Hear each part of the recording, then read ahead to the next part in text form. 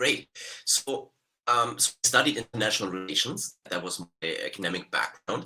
And like you said, I studied in international relations. How do countries formulate their will? How do they decide what they're going to do? Because obviously you have lots of different people in the countries that have lots of different ideas of what to do. And I always felt drawn to the theories that point to us being capable of something bigger. So there is a realist, so-called realist, I think it's not quite a fair term, school of thought that basically posits that countries only act in their self-interest, and it's all about the short term, and it's about a zero-sum game, meaning that in order for me to win something, you have to lose something. And I've never subscribed to that. I never liked that at all. I'm always much more of the opinion that whenever we deal with each other as human beings within the constructs that we have created as human beings, we really want to make it a positive sum game, meaning we can both win from our interaction. Maybe you win a little bit more than me, but still we both win. And we build trust, we build interdependencies, we make treaties, we build organizations that have a civilizing effect on what it is that we're doing. So I'm a huge fan of the European Union, of the core idea, especially being a German, being very keenly aware of all the horrors that Germany has inflicted on the world. And the European Union was an answer to that.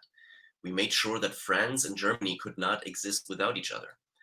And so that is just a core idea of creating processes, living together in a way that just makes it so much easier to be friends than to be enemies. That I think is really important. Now, when it comes to the Middle East, I'm really no expert, but it's obviously a fascinating area of the world.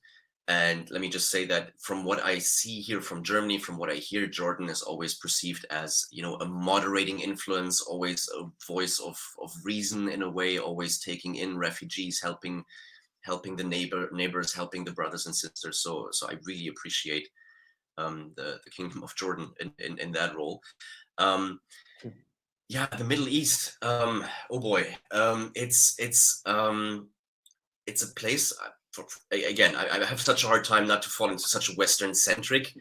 Let me alone the name Middle East, right? It's like in relation to Europe. Or actually, in German we call it the Near East. So we see ourselves a lot closer than English speaking people do. But regardless, I think there is such potential that if we only figure out that the differences that divide us are ultimately so much smaller than what unites us. So much potential in terms of intelligent people, of doing research, and just cooperating, that I'm hoping and praying that I will see it in my lifetime, that we can resolve the differences and we can move to a place where differences are celebrated instead of being weaponized against each other. Yeah, it's interesting. There is so many interested things that you mentioned, like our relation should not be like somebody will lose and somebody will win, and to find the single point where we all agree on and start from there. And also, we know that Germany, we hear people are respecting Germany and appreciate that as a country. Also, you have a huge number of refugees, either Syrian or Iraqi or other countries as well. And I think Merkel had a good strategy to at least let everyone have the win-win situation, so the refugees have some place to live with, and she already get out of their skills something for the country as well. So this is at least our understanding about the community responsibility, community responsible from Germany. I don't. I'm not a fan for Germany football. League only. Ooh. I'm Italian here, so usually I like Germany to lose just to be satisfied after Italy lose. Okay.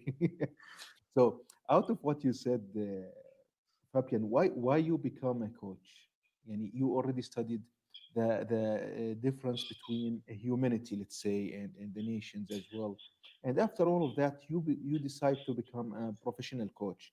Why this happened?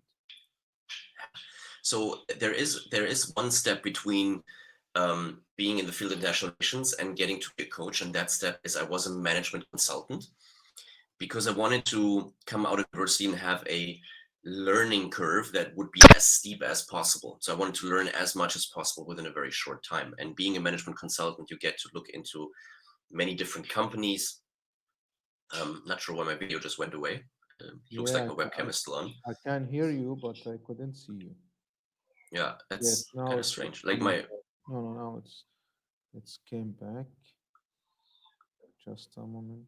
Yes, okay, there, I'm back for some reason. I'm not Okay. sure if it's cut it in the Facebook or not, but we'll continue. It's okay, and I will handle it after that. Okay. Great. Yeah. So being a management consultant allowed me to experience a lot of different environments, work environments. It allowed me to look at how do companies make up their will and how do they take care of their people. And I was a consultant in the field of human resources, looking especially at how do successful organizations manage to have their people show up and bring their best, like really bring their heart and soul to their work rather than just showing up and collecting a paycheck. And money is not one of the top factors there. Just as a fun information. Um, so I did that for 5 years, and within that time, I really realized that um, the answer to the problems that many companies have is often already existing within that company. Often, the people working in that company have a pretty good instinct and have a pretty good idea about what could happen or what needs to happen. And what our role was as consultants most of the time was not to come up with a fancy new model and to tell them what to do, but it was to listen. It was to listen, take everything in, maybe structure it a little bit, put some language on it that makes it sound a bit more impressive or a bit easier to understand, and then present it to the leadership. And they were blown away. And basically, all we did was tell them what their people already knew. And so that was an insight that really stuck with me. And that was something where I was thinking, wow, how is that possible? And I looked into coaching among other things because my wife started a career with the United Nations. So we moved to New York, and I had the choice of continuing with management consulting in the US. But to be quite honest, the work environment or kind of the values are a little bit different in management consulting in the US from what I understood. Um, so I wanted to take the chance to look at something new, and I looked at everything that I liked doing in management consulting, making people successful and talking about the future. Um, and it didn't have any of the things that I didn't really like staying up all night looking at an Excel or things, something like that.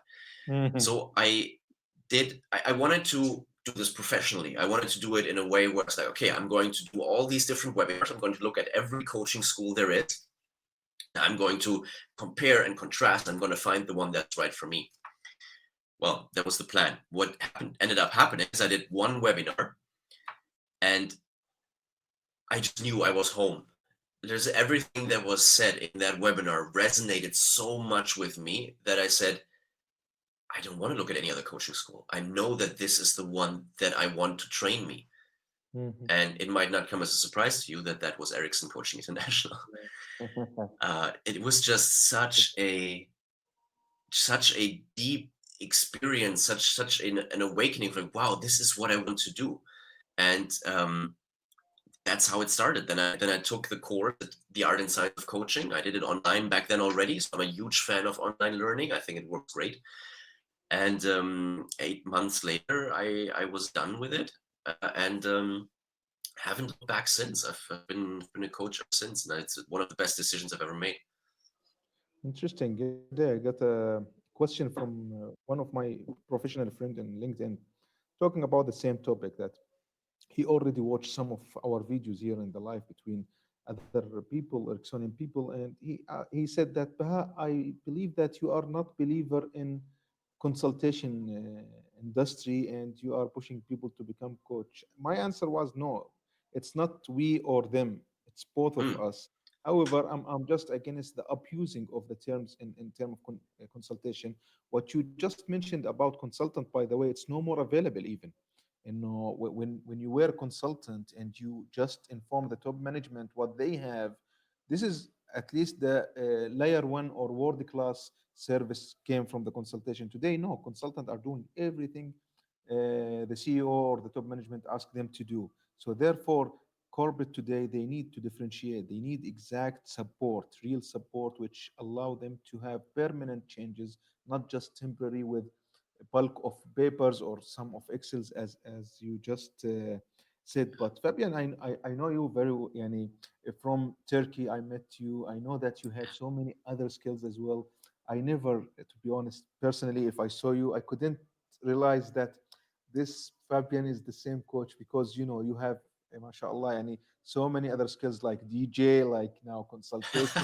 You already work with United Nations. So please tell us about all of these, how you mix all these variety of skills and you concentrate only now, and I know that in supporting others, supporting people.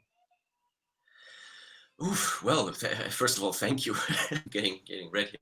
Um, um, so I consider myself a lifelong learner, right? To me, to me, living means learning. I don't really feel alive if I'm not learning something. So I always try to have a beginner's mindset. I always try to be humble and be aware of all the things that I don't know. And that really serves me well because I appreciate when I learn something new. You know, some people, they have the pride, they have the status that they think, okay, I cannot admit that I don't know this because other people will not respect me anymore. And I just made a decision a long time ago to just throw that off to the side and say, no, I don't want respect for something that I just appear to be. So for example, I don't know, like the first thing that comes to my head is I started reading books in English when I was, I don't know, 10 years old or something, even though it would take me a lot longer. And, maybe I wouldn't understand everything, but ultimately I would. So this idea of if I just get used to it, if I just expose myself over and over and over again, that's something that I've had inside myself before I could consciously formulate that thought. And so what what I always try to do is or whenever I move to a new country. So I've been living in 9 different countries, and some people always say, well, but don't you have to prepare? Don't you have to learn the language first? And I'm like, no, not really. If you're there, that's the best course you could imagine. You go there, and then you figure it out. You trust yourself. So you are aware of your limitations, but you also trust yourself to just come up with a solution. And that is a trust that I hold for my clients as well. Um, in general, I've just noticed that coaching is the first job I've ever had where I have more energy in the evening than I did in the morning. So for example, right now we're just even talking about coaching. We're not even doing coaching, but I feel myself feeling so much better than an hour ago when I was lying in bed. So my throat doesn't hurt right now, and it's just because I'm so excited about talking about this. Mhm. And that the same is true when I coach somebody. It's just something, it sounds dramatic, but it's something that I feel in my bones. It's just something where I know this is what I want to do. So it's a very selfish thing in a way. I've realized that helping people is what I like best. And that's not because I'm a good person or anything. That's just it happens to be that way. So I don't know. It's just I've realized this about myself. So I'm setting myself up for success by allowing myself to do what I like best all the time. And that happens to be helping people. On the other hand, what you gain out of this by being that person? What you got, Fabian, during those years? Um, that's interesting. So I get to step into people's futures with them. So I get to hear about their plans, about their hopes. I get to hold a structure for them so that they can make it work. And just seeing people light up, seeing people get excited about their own plans is just wonderful. And there's gratitude involved that comes your way. There is just this feeling of I can help make people better. Like I can help people or inspire them to be better, to make something happen for themselves. And ultimately, the goal of every coach is to make themselves superfluous. And when you have the last session with a client and you notice they don't need me anymore, that is wonderful. And you would think, well, no, well, Yeah. why wouldn't you want to keep working with that person? But it's coaching is always about projects. So coaching has a beginning and an end, and that's really important. It's not about, hey, maybe I sell you another half year of coaching because you still need me, right? I can do this for you. I can do that for you. Yeah. That's not what it's about. It's about helping people reach their goals. And people will always have more goals. So first of all, even if people reach their goals, they will probably have even higher goals that you can help them achieve. Or they say, I'm good here for now, but I have like 5 friends that I want to have the same experience because I enjoyed this so much. So I'm going to refer you to all my friends. And there's never a shortage. So that goes to one of my core values, which is abundance. Abundance meaning there's enough for everybody. Because if I showed up to my coaching thinking, I have to get money out of you and I have to kind of give you some part of the solution, but not all of the solution because I want you to still work for me, I, I wouldn't be able to work. I don't even know that feels like so much work, honestly. It's so much easier to just have people get all of the solution. Um, and it comes back. So much of it is this exchange of energy and just this back and forth. And I don't want to work any other way, but this is just what works best. So I don't know if that answered the question. It is inspiring me as well, and I will come back to what you just said, but also I would like the people to know what Fabian himself and his family benefit out of being in this role during their lives. Especially, you just mentioned that you will go before we start. You mentioned to me that you will go back to Kenya, and I know that you were in Afghanistan as well, supporting people there. So it's a huge effort came from you and your family as well. So you as Fabian and your family, what things you gain, guys, out of all of these supporting others? So I have to confess, I didn't live in Afghanistan. I just supported somebody there Yeah, remotely. I had a client in Afghanistan. you're right. Um, but what we gain out of it is coaching is a profession that you can do exactly that, location independently. So and for me is like I get to work with people from all around the world. Like I said, I had clients in Afghanistan, Iraq. I now worked with people in Syria, not in a coaching capacity, but giving a course for the UN that was heavily drawing on the coaching knowledge. I coached somebody in Mali, in Trinidad, in Australia, in Argentina. So that's wonderful to get to work with all these people in the world, and at the same time, I get to work from wherever. So in this year alone, I've lived in Kenya and Argentina and now in Germany, and I just could keep on working as normal the whole time. The only thing that changed was the time zone. And that is just such a luxury, more than I ever thought. Now with COVID, obviously that's even more important. So I almost feel bad saying it, but my business has never been better since COVID because now people do more and more things online. When before they said, "What, you're in Kenya? No, I don't want to work with you." And now it's like, "Okay, yeah, great, let's do it. You have experience in online learning and online coaching." Um, Mm. so in that sense, it's very crisis resilient to be a coach. And a lot of people also now had time on their hands to reflect and to think about what's important to me in life as they're not in the busy day-to-day life. um, People start to reflect more, and that is where coaching can support so much. So um, my family benefits from, yeah, first of all, me being able to work from when and wherever, um, being very flexible, and the other thing is that I'm so much happier since I became a coach, honestly. So they benefit a tremendous amount from that. We can feel that. And back to what you just said about let's say we know that it's called coaching position, and the demand or the needs of our food over the table, how you balance this needs the food over your table, your family table, and on the other hand, doing the business. While, as you said, you will never ever ask the client to be or to forever service or something. How you manage this? Mm. How you position yourself where I'm not thinking about the money. I'm thinking how to support people. At the same times, I need the money. Please let us know about this dilemma, which every single coach will face the same when they start their coaching business. Yeah, it's funny. I don't really see it as a dilemma. I see it as a trust exercise. Um, so if I was thinking about the money the whole time, the clients would notice.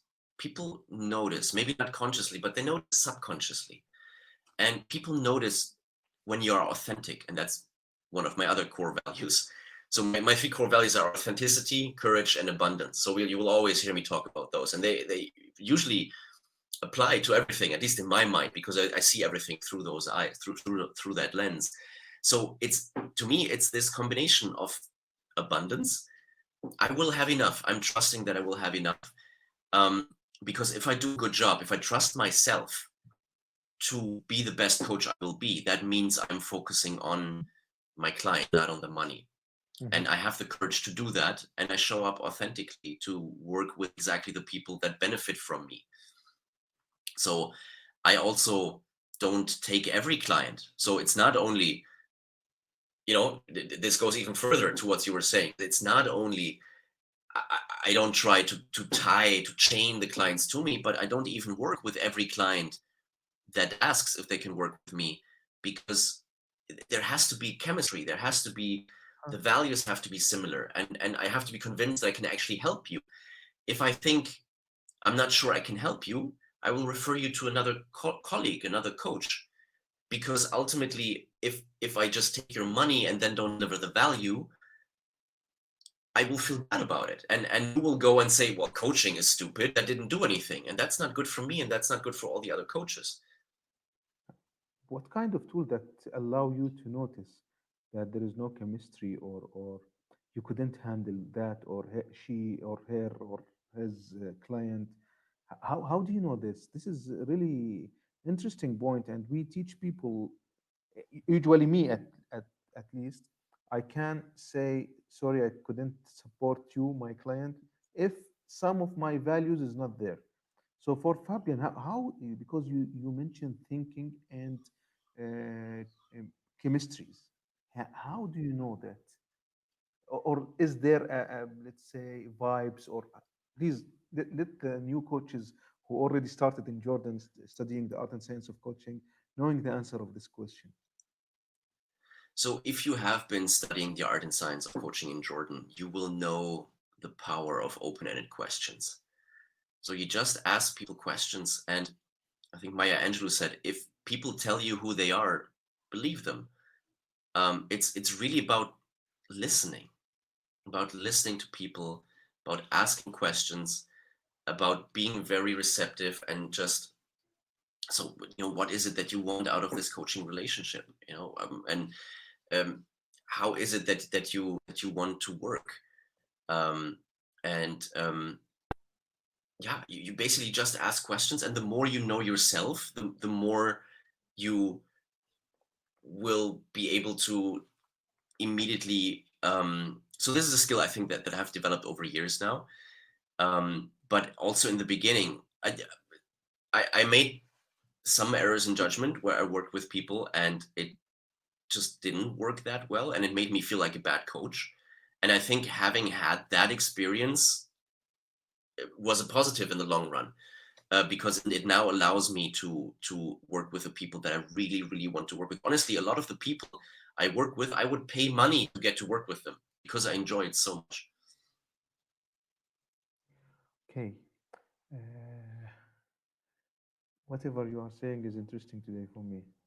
Uh, but Fabian, one of rewarding aspects of your coaching career is the successfully coaching, mostly between quotation, female team leaders working in the field.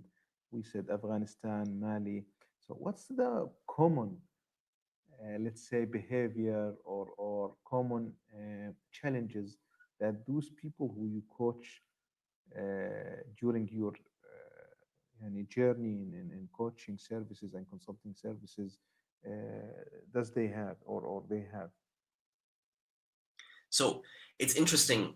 I think the people that you encounter as a coach, the clients that kind of get drawn to you, um, are usually the ones that can also benefit a lot from you. And often they are actually quite similar to you, I have found. So I have found that basically all the clients that I work with, they're very, very ambitious. And I mean that in a very, very good sense. Like they want to get the most out of life. They're very hard on themselves.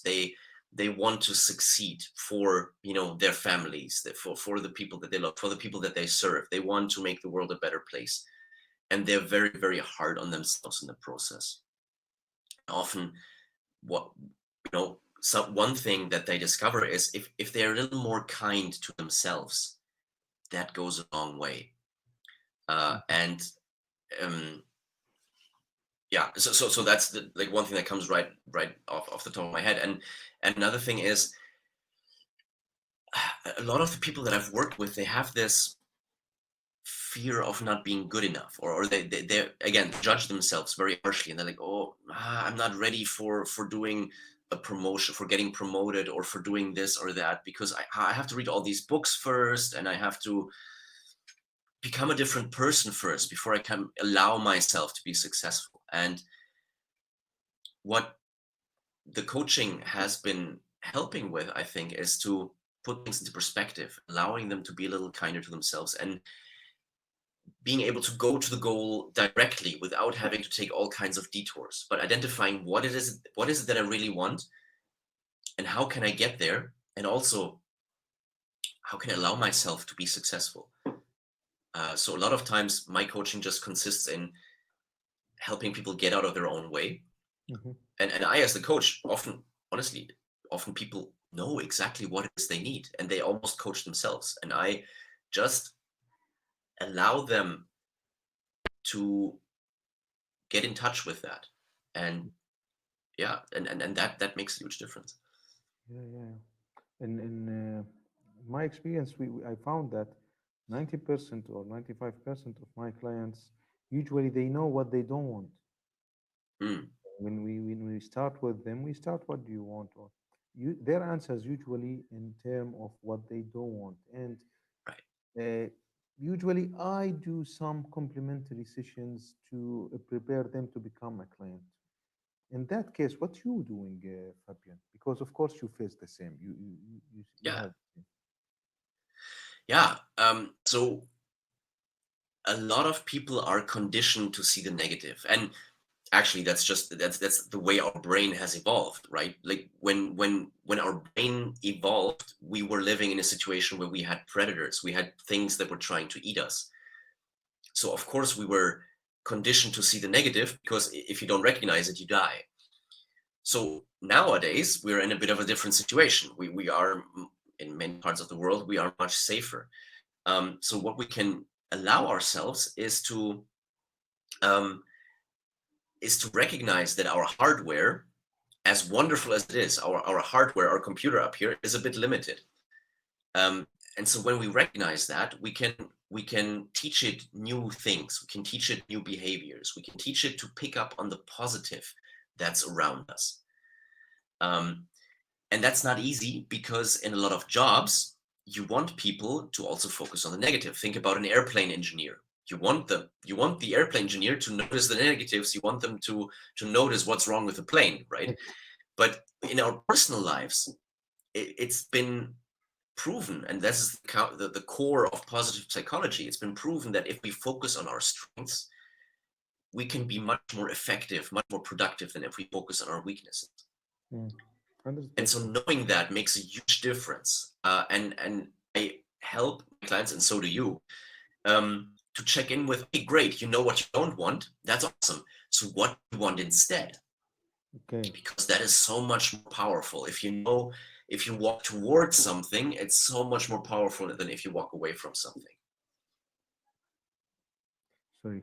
Uh, Somebody will come to you, Fabian, and saying after they watch our video, what about the life challenges? There is a crisis in the economy. There is a COVID-19 situation. Countries are locked up, and you guys still talking about positives and the life is good and beautiful, and they don't believe us. So, Yeah. what the message that you would love to tell our people when they say that? First of all, I hear you. I understand that point of view completely. What I would like you to think about is there will always be things outside of your control. Always. It's not because somebody lives in Germany and everything's more or less stable that all of a sudden life is, that they feel super happy all the time. You can look at reports, Google the happiness index or world happiness report, and you will see that the perceived happiness of people, their own subjective um, feeling of how happy they are, is usually lower in developed countries than in developing countries. So it's not about the outer circumstances. And then there's also, by the way, a report, a study, a long-term study, decades-long study from Harvard, Mhm. where they looked at how successful did people become, what jobs do they work in, and that sort of thing. And um, it's not that the people with the highest paying jobs are the happiest. So just one finding from that study is, yes, money makes you happier, but only to a certain point. And I think the point is about $80,000 or something. So if you earn $20,000 and then you earn $40,000, of course that will make you a lot happier. But if you earn, for example, $120,000 and then you earn $240,000, you'd think it's a much bigger gap. Mm. That person should be so much happier. But it's a curve like this. It's diminishing returns. At some point, additional money doesn't make you happier.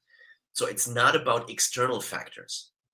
Okay. It's about your reaction to external factors. And that is a wisdom that I didn't come up with and that Erickson didn't come up with. That is something that we have known as humans for millennia. So you see that in all kinds of religions.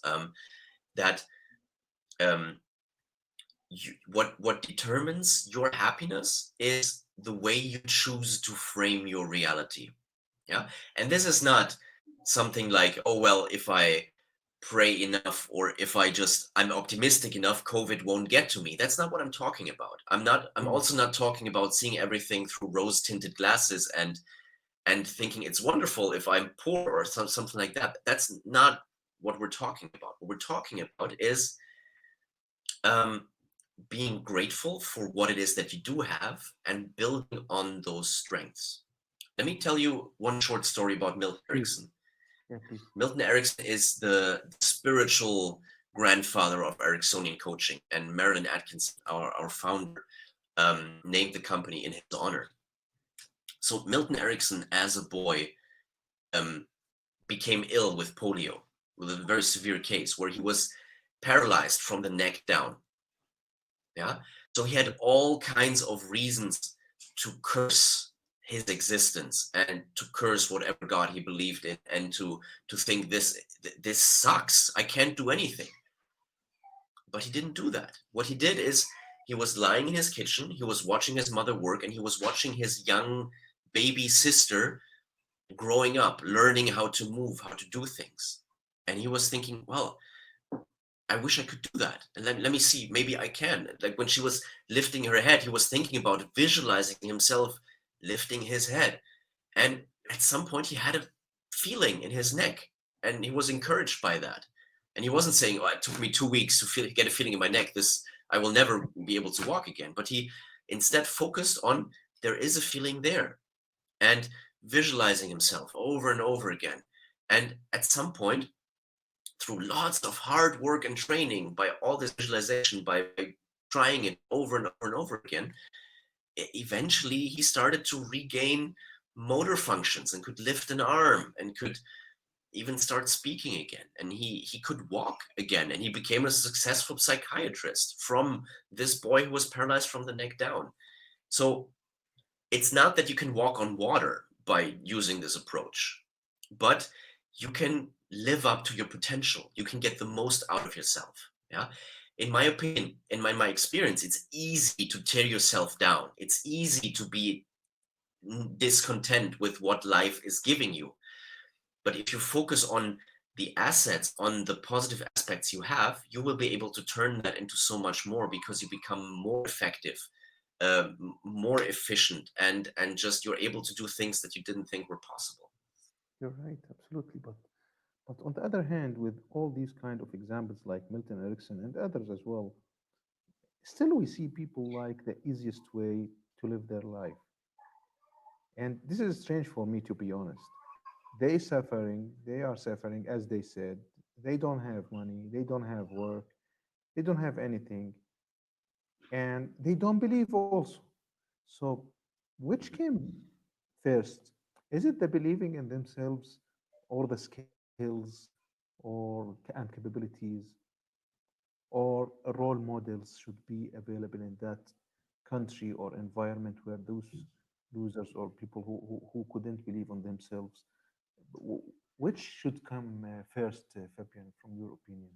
Yeah, that's a fascinating question. Is it cheating if I say that all of them are necessary? It's a little bit cheating, isn't it? Um, Yeah. so I think I think probably at the very beginning, there's one person who makes a decision. So it can be very easy to think, what I do, it doesn't matter. The world is such a big place. I won't make a difference. But I think at the beginning, there's one person making a decision saying, I will be better. I believe that what I do matters. And I believe that I can pull myself out by my own hairs. And then other people will look at that person and say, oh, wow, maybe that person didn't even succeed, but maybe they saw him trying and losing gracefully, or maybe there were some wins that person had, and they will be inspired to try the same thing, and then they have a bit more success, and then it becomes this virtuous cycle. um, so an act of kindness, by the way, is even more contagious than COVID. So there are these videos Yeah. on YouTube of acts of kindness, and you cannot help but cry when you see them, because kindness is something that is so built into us. Mm. And you know we perpetuate violence and negativity, but we could also do the same thing with positivity and with kindness. Now, in my opinion, Yeah. of course there's a limit to that. So of course there are horror stories like um, this tactic where you throw a bomb on a village and then you wait for the white helmets to come in to help to pull people out, and then they throw a second bomb to hit those people, right? So of course there are unimaginable horrors in this world, and especially also in the Middle East and in Africa. I mean, just north of Africa, you have failed states and all of that. So when we talk about coaching cannot fix everything. Yeah. So it's not like you just have a different mindset and all of a sudden the world becomes a Garden of Eden. Um, but what we do matters. And if we can show up in a way that we can inspire the people around us, if we can show them that we trust in a better world and that we trust in each other, then that's a start. All of that, again, I'm not saying this will fix everything in the world. There's other factors that go into that. Um, and maybe that comes from my study international relations, that there Yeah. have to be like hard facts, that there is an element of military power that has to be there in order to, at least in the beginning, in the very beginning, in order to guarantee stability. But we can move beyond that. Yeah. And we can move to a place where it's no longer necessary. Mm. um, and coaching can be a part of that. But I don't want to sound like this is, you're supposed to be your new religion or anything like that. Yeah. In fact, coaching is not religious, Yeah. but it works all over the world, which is so wonderful. So it Mm. works in China, in the US, in Russia, in Africa. I'm just now doing a course for a group in Saudi Arabia, which are just so wonderful. And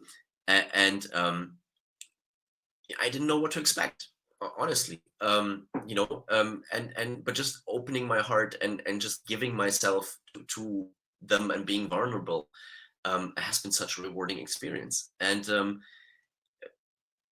yeah, so now I'm starting to, let me give it back to you. Totally agree with you. We are not prophets here as coaches. We are not need to create a life. We just want people to live their lives happily and with high satisfactions and without even just think in negative ways. Just do whatever you believe it's good for you, and this is the life. It's not to create and to be any have, as you said, the new religious or what. No, no, just live your life as you wish, and you have all the resources to do that. We believe on that. We believe even our God, as Muslims, informed us that all of us are equals.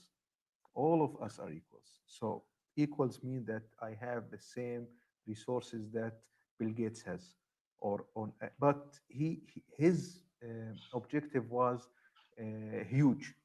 My objective was small. I achieved my objective, and he achieved his objective. This is the only difference between us. Now I will, just because we have around 15 minutes, and usually we ask this question in each show, that what's your advice to the people in today's circumstances, instead of thinking about COVID-19 as a conspiracy and just to save their lives without even use their time in, yeah, they did that because they are lying in numbers. There is Mm, no COVID-19. There is some people say that, and also mm. other people are believing. For me, at least, I'm neutral. It's okay. There is a viruses in life. We have to be survived. We have to take care about ourselves. Either there is a COVID-19 or other type of viruses. So for those specific people who keep using their effort and time just to prove that it is conspiracy or not, what you have for them? So I always like to think of what's the positive intention of what somebody is doing. Yeah. And uh, so so ultimately for me, life is about like learning what I said before, right? And life is about benefiting other people. It's about serving other people. Mm. um and if check in with your intention, like what is it that you're trying to do, what good are you trying to bring into the world. um and the issue of conspiracy theories is one that I struggle with, Mm. because I am somebody that, I mean, I come from Germany. I've had an easy childhood. I'm living a good life. So for me, it's sometimes hard to. So I am um, conditioned, or like I am the way I grew up. I have always trusted in authorities, right? Because I believe that the people that represent me actually have my best interest at heart. Some do it a Mhm. bit better, some do it a bit worse, but they have my best interest at heart. Now, is that the same everywhere in the world? No. Um, but it's about what I think is helpful is if you are aware of what your positive intention is, what positive thing are you trying to achieve for the world, and if that involves killing people, if that involves destroying people's careers, or I don't know what, or exposing other people to danger, then maybe reevaluate and take a look at how can I achieve my goal in a way that allows me to look in the mirror in the evening and to get out of bed happy. So usually when we live in accordance to our values, we are not eaten up by anger. I see a lot of conspiracy theorists being very, very angry. Yeah. And that's not a good sign. Like that if you focus on something positive, try to create something. Don't try to destroy something. Try to make something positive happen.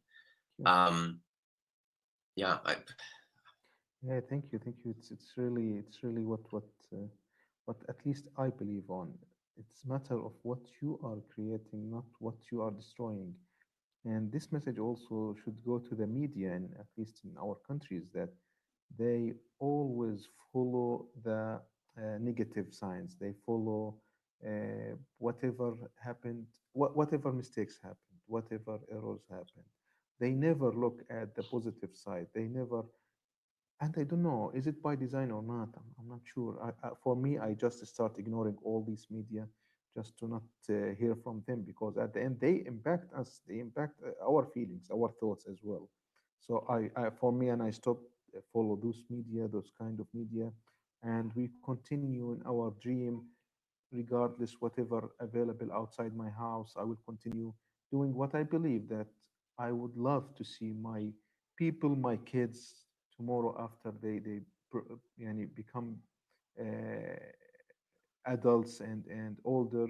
They live safe life and good life as well, even if I will not be exist in this anymore. So really, I have so many other questions for myself, at least. How you are using the podcast, for example. For me, it's the only technology that I didn't start using it, but I love to hear how you come with this upgrade, at least for the technology, and you start going with. Is it because you are DJ or? I'm not even. I just played the Sorry, role of sorry, DJ at uh, the World Game. Um, sorry. I'm yeah, just no, no curious. worries. Is it because So you have some experience about how to deal with this kind of tools allow you to already testing the podcasting services and all these things? so I've been listening to podcasts since I think 2008 or 2007. Oh, And why I love them is, first of all, I really like listening to things. I always, as a kid already, when I went to bed, I listened to stories and cassettes and that sort of thing. mm, And nowadays, I love podcasts because I can learn while I do other things. I can learn because while I work in the gym or while I go shopping or whatever. Um, I can get more information. I can have somebody else talk to me in a way and give me information and start thinking about it and have this conversation in my head. And I like to have that all the time, basically.